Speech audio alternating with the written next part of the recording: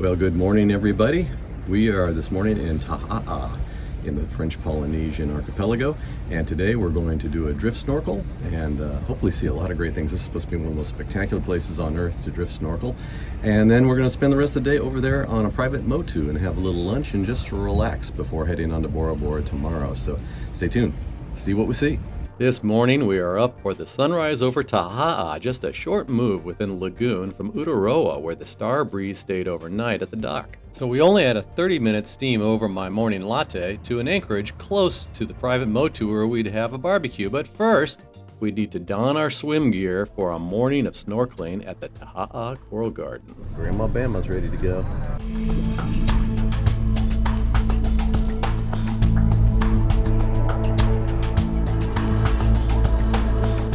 This morning there were about 40 of us split into two outrigger boats for a trip around the lagoon. Logistics this morning was to tender to a small port, join the morning tour group, and then our guides would deliver us directly to the private Motu just around noontime. The ship's Zodiacs would then take us back to the Star Breeze after we have our fill of sun, seawater, and fun on the Motu.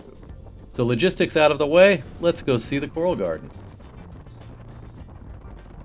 As we get close to the small Motu adjacent to the Coral Gardens, we see hundreds of dark, slender figures through crystal clear water in the white sandy bottom.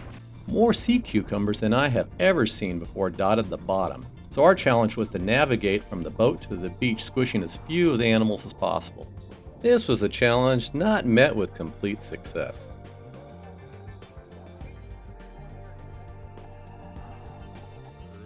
For this excursion, good water shoes were a must, as we first needed to walk about a quarter mile along the rocky shore to get to our entry point.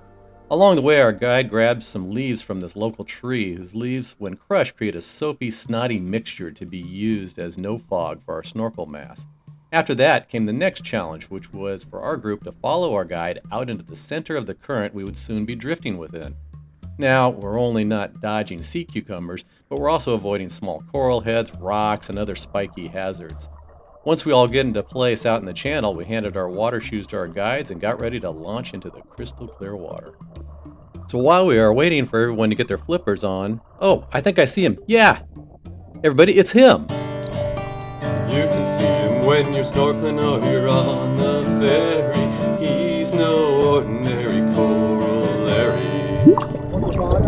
You guys ready to go? Yeah. So as I told you, I'll go first. Okay, and then one by one you follow me.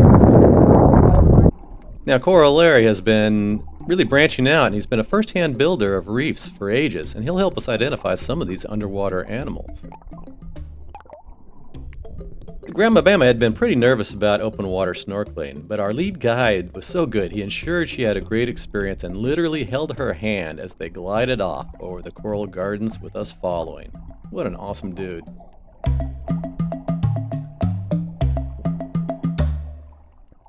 One of the top reasons why I had always wanted to visit the Society Islands was to see the giant clams.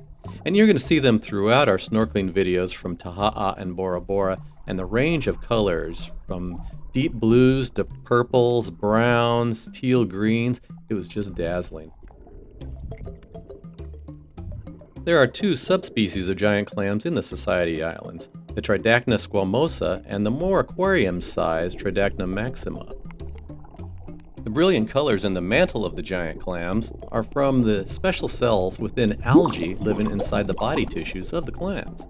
These cells photosynthesize the sun's energy and carbon dioxide and provide additional food to the clams. The refractive property of these cells are what create the iridescence and bright colors that we see.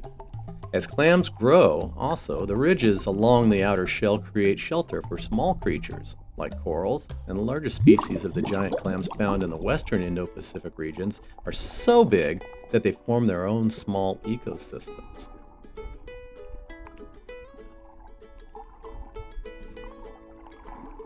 Many coral species on this reef also have symbiotic relationship with algae, and as a result, for us, we have these brilliant colors, particularly the purples and greens we see as we glide along with the current.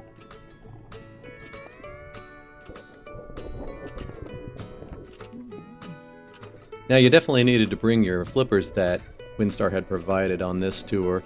Not so much for propulsion, as the current was plenty strong to pull you along as you floated, and just went with the flow.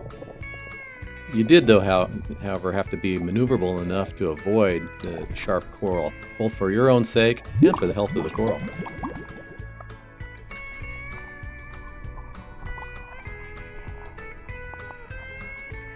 So, found our giant clams.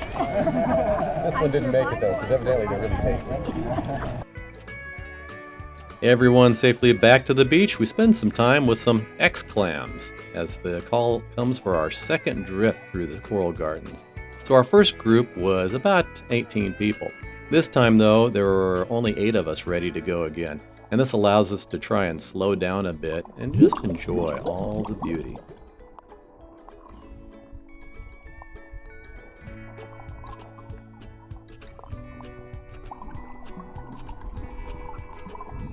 On this trip we have 2 action cameras going. The first is the GoPro 12 that has been my companion since our Galapagos trip in 2024. The second camera we're using is a DJI OSMO 4 that I picked up from Costco as a backup. And we're lucky we had the backup, as all of the known issues with the GoPro 12, from overheating to refusing to shut down, slow response time when you're trying to get a quick shot, and freezing video while the audio keeps recording became apparent on this excursion. In fact, during this last dive. As for video, when the GoPro worked, I'll let you decide which looks better as we put some of the videos side by side. My only criticism of the DJI was it is almost too aggressive in its light correction in this challenging shallow reef environment. But overall, after today, it became our primary video camera.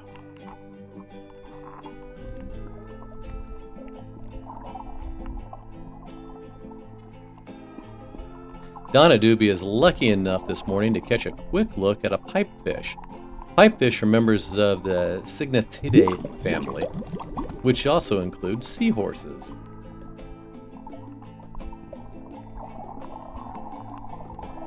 One of my favorite things on these snorkels in French Polynesia is all these little damselfish that were specific to types of corals, and they would school in and hide in all the crevices within the coral.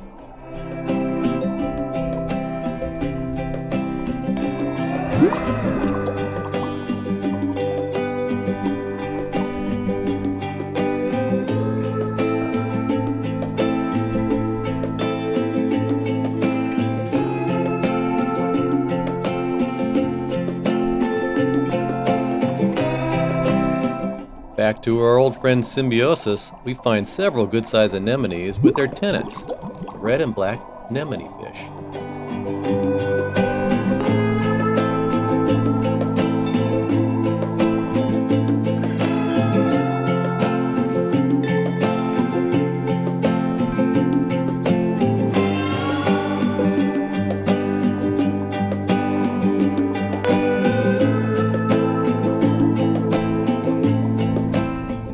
As we near the end of our second drift snorkel, we find a couple of coronet fish.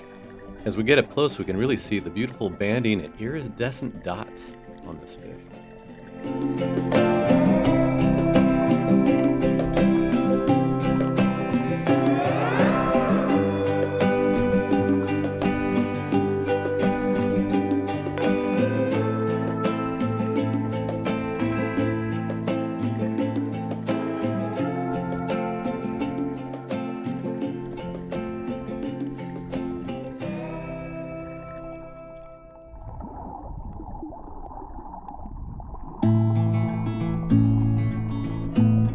As we ended our second drift, our guide told us we have time for one more for those of us who are willing. We wouldn't go that far up the beach, but we'd snorkel all the way back to the boat.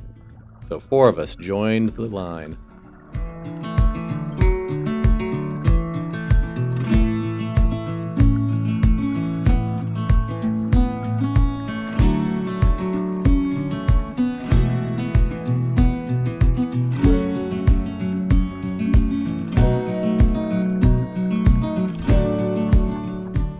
As we arrive at the boat, our guide presents us with a pillow cushion star that had been prowling the white sands near the boat. These animals that walk along countless short tube feet hunt coral and other so-called low mobility prey. That could be me after a death hike. When they find fixed-mounted or slow-moving prey, they eat them by turning their entire stomachs inside out. Hey, Mama, take this thing. She's spiky. Really? Oh, beautiful. Okay, how was the experience, everybody? Great. Awesome. Just as we were pulling up the anchor, a large stingray decided to stop by for a visit.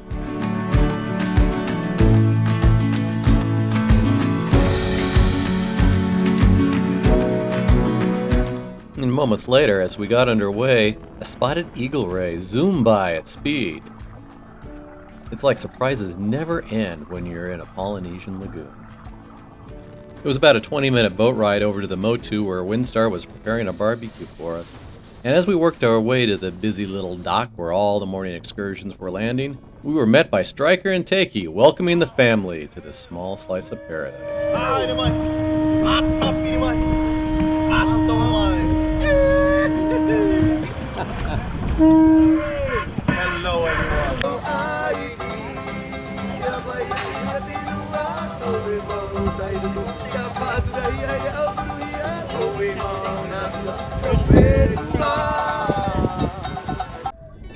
This Motu had plenty of lounging areas set up strategically to take advantage of shade. Donna, Doobie, and Grandma quickly staked out their place on the sands.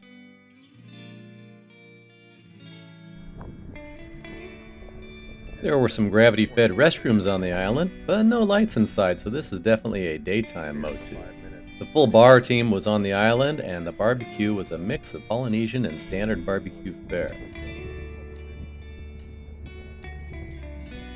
The real highlight of the Motu, however, is all that beautiful blue water. So hey, let's hit the kayak. Dani and I struck out against the wind with BD2 closing in fast on us. It was a good opportunity to pass the camera off.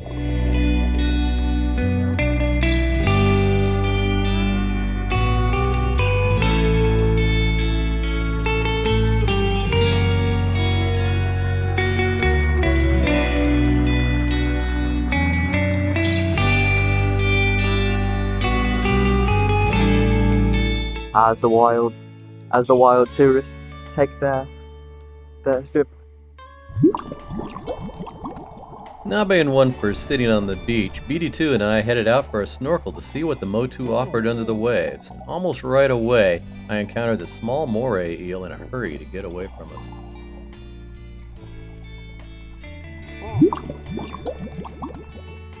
We encountered more of these beautiful damselfish, all with their preferred coral homes, and dark purple parrotfish looking to chomp on Larry's buddies down here.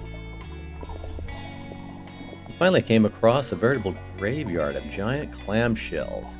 We had heard from our guides that one of the best ways to eat these mollusks is straight from the shell with a little lime juice and a banana.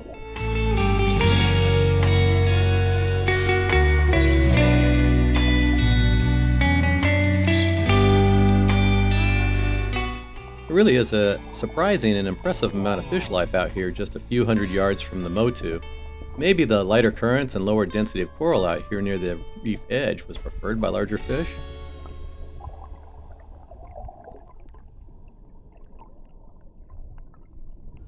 An important sun safety note for snorkeling in tropical waters: always wear a skin or SPF rated shirt, and don't forget to use reef safe sunscreen liberally on the backs of your legs, and if you're blessed like me, on the top of your bald head.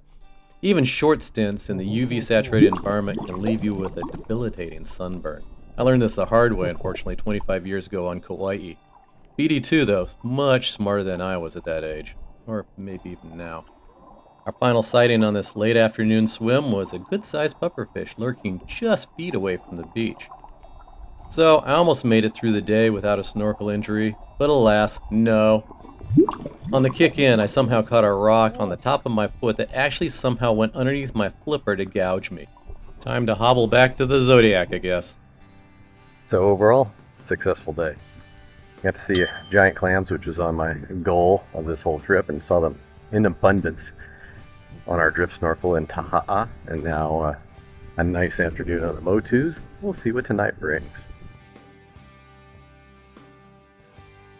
We had just enough time for some, oh, okay, Dani is set. But dinner tonight is going to be a split doobie affair with Donna and Grandma dining out at the Star Grill. while Dani, Doobie, and I try the new offering on Windstar, Basil and Bamboo. But as with most evenings, there's always time for an expert cocktail whipped up by Jack at the Star Bar as we watch the sail away from our thoroughly enjoyed experience on Taha'a.